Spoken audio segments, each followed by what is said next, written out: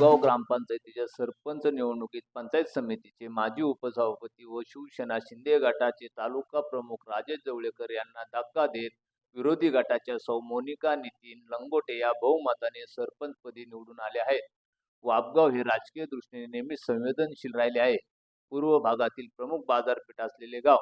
सन 2021 मध्ये झालेल्या निवडणुकीमध्ये ग्रामपंचायतीवर राजेश जवळेकर गटाचे वर्चस्व होते. यावेळी त्यांच्या विचाराचे 9 सदस्य निवडून आले होते. त्यामुळे या ग्रामपंचायतीवर त्यांच्या गटाचे वर्चस्व होते. परंतु आज झालेल्या निवडणुकीत राजेश जवळेकर यांना मानणाऱ्या ग्रामपंचायत सदस्यांनी राष्ट्रवादी काँग्रेस पक्षाच्या जिल्हा उपाध्यक्ष व माजी उपसरपंच अजय भागवत यांच्याबरोबर जाऊन जवळेकर यांना मोठा धक्का दिला.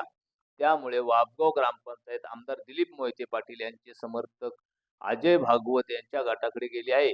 ठरल्याप्रमाणे राजेंद्र टाकळकर यांनी सरपंच पदाचा राजीनामा दिल्यानंतर रिक्त झालेल्या सरपंच पदाच्या जागेसाठी ग्रामपंचायत कार्यालयात सरपंच पदाची निवडणूक झाली.